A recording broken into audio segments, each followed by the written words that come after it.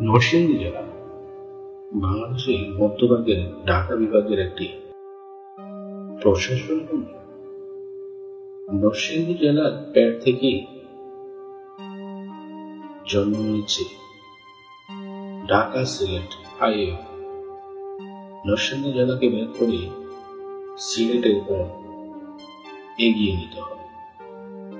উপজেলার সংখ্যা অনুসারে নরসিংদী বাংলাদেশের একটি বিশৃঙ্খলিত জেলা। কিংবদন্তি এবং ঐতিহাসিক তথ্যাবলী থেকে অনুমান করা যায় যে নরসিংদী জেলার অধিকাংশ অঞ্চল প্রাচীন সুবর্ণবীথি রাজ্যের অন্তর্গত ছিল। রাজা নরসিংহের নাম নিয়ে নরসিংদীর নামকরণ করা হয়। 1977 খ্রিস্টাব্দে নরসিংদীকে মহকুমা এবং 1984 খ্রিস্টাব্দে জেলায় উন্নতি করা হয়। নরসিংদী জেলা হতে সারা দেশের সাথে সড়ক ও নৌপথে যোগাযোগ ব্যবস্থা রয়েছে। নরসিংদী জেলায় রেল স্টেশন সংখ্যা 10টি। গোড়াশাল, ফ্ল্যাগ, জিরান্দি, নরসিংদী, আমিরগঞ্জ, খানাবাড়ি, হাটুভাঙ্গা, মেথিকান্দা, শ্রীনিধি ও দৌলতকান্দি। এছাড়াও মাধবদীতে একটি রেলওয়ে স্টেশন ছিল, যা বর্তমানে বিলুপ্ত।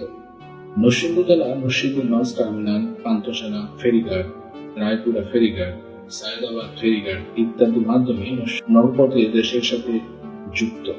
পালদোনা, বেলানগর, ইটাখোলা, বাইরুচ্চা, নারায়ণপুর বাস স্ট্যান্ড হতে দেশের সকল জেলার সাথে সড়ক পথে যাতায়াতের সুবিধা রয়েছে। নরসিংদী আর এই নরসিংদী ভেদ করে সিলেটের জন্য সে কথা পরে আসছে। বন্ধুরা, আপনারা দেখছেন দেশ পরিচিতি ইউটিউব চ্যানেল। এই চ্যানেলে আজকের বিষয়বস্তু নরসিংদী, সিলেট কিংবা ঢাকা সিলেটের বর্তমান কাজের অগ্রগতি সম্পর্কে। প্রাচীনকাল থেকে নরসিংদী অর্থনীতিতে সমৃদ্ধশালী ছিল। তাঁত শিল্প এক প্রধান হাতিয়ার। নরসিংদীর মাধবদী হলো কাপড় উৎপাদন করার মূল কেন্দ্র। মাধবদী এলাকায় মানুষদের প্রথম ব্যবসা হলো কাপড় উৎপাদন করা। যে কোনো ধরনের কাপড় এখানে উৎপাদন করা হয়। এই এলাকায় প্রচুর পরিমাণে টেক্সটাইল শিল্প রয়েছে। বাবুরহাট বাংলাদেশের সর্ববৃহত্তম পাইকারি কাপড়ের বাজার। সমগ্র বাংলাদেশের মানুষ এখান থেকে পাইকারি কাপড় কিনে নিয়ে যায় এবং অন্যান্য দেশে রপ্তানি করে থাকে। বাংলাদেশের সামগ্রিক কৃষি ব্যবস্থাপনায় নরসিংদী জেলার একটি গুরুত্বপূর্ণ ভূমিকা রাখে। জেলার উৎপাদিত বিভিন্ন কৃষি পণ্য স্থানীয় চাহিদা মেটানোর পাশাপাশি সারা দেশে সরবরাহ করা হয়। নরসিংদী জেলার সবচেয়ে বিখ্যাত কৃষি পণ্য হল কলা ফল। এছাড়াও বাংলাদেশের সবচেয়ে বেশি রপ্তানি উৎপাদিত হয় নরসিংদী জেলায়। এখানকার প্রায় 2/3 মানুষ কৃষক। প্রধান ফলের মধ্যে ধান, গম, আলু, সরিষা, চীনাবাদাম, বেগুন ইত্যাদি বিভিন্ন ধরনের সবজি হয়।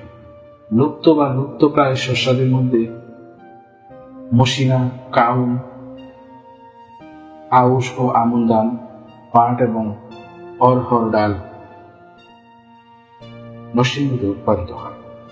প্রধান ফলের মধ্যে কলা, কাঁঠাল, আম, জাম, পেঁপে, আনারস, পেয়ারা, কুল, লটকন ও তরমুজ। নরসিংদী শিবপুরে 1990 সালে একটি প্রাকৃতিক গ্যাস ক্ষেত্রের সন্ধান পাওয়া গিয়েছিল। এটি বাংলাদেশের গ্যাস ফিল্ড কোম্পানি লিমিটেডের অধীনে।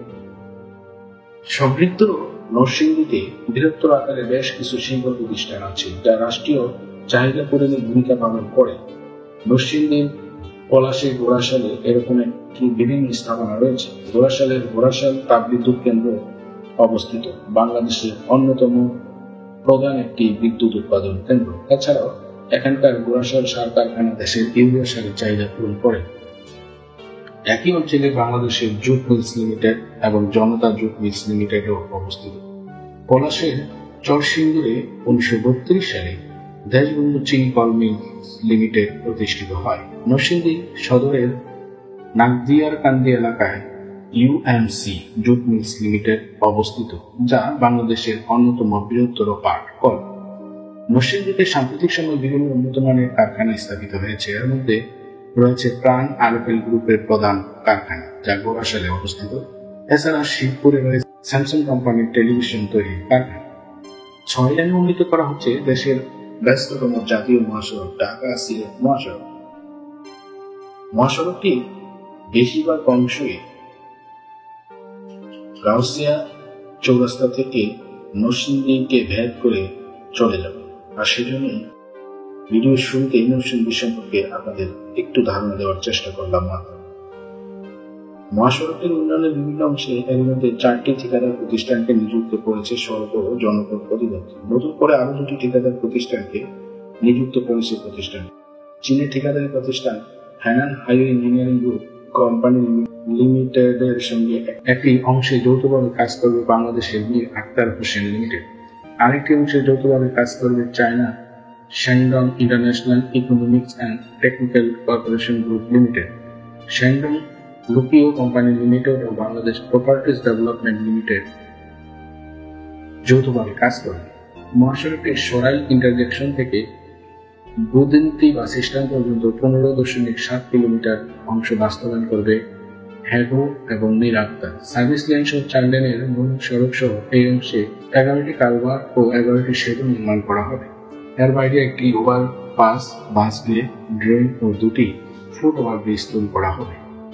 ঠিকাদারি প্রতিষ্ঠানের সঙ্গে এসব কাজের জন্য 1,232 কোটি 95 লক্ষ টাকার চুক্তি করেছে সড়ক ও জনপথ অধিদপ্তর। অন্যদিকে বুদন্তি বাস স্ট্যান্ড থেকে SM স্পিনিং মিল পর্যন্ত 19.1 কিলোমিটার অংশের কাজ পেয়েছে CHSIETC, SLGC, PDL। এই অংশে সড়ক ছাড়াও 25টি কালভার্ট, 60টি সেতু, ড্রেন, বাসওয়ে এবং 2টি ফুট ওভারব্রিজ নির্মাণ করা হবে। চুক্তি মূল্য 1,085 কোটি 34 লক্ষ টাকা। মহাসড়কের কাজপুর ইন্টারজেকশন থেকে সনপাড়া বাস স্ট্যান্ড পর্যন্ত 18 কিলোমিটার অংশে চীনের Longjian road and bridge company limited ও Bangladesh max infrastructural limited joint venture. Sonpara bus stand থেকে নরসিংদীর বিসি পর্যন্ত 17 কিলোমিটার অংশে চীনের জেনজু city highway engineering corporation limited ও বাংলাদেশের ম্যাক্স লিমিটেডের জয়েন্ট ভেঞ্চার।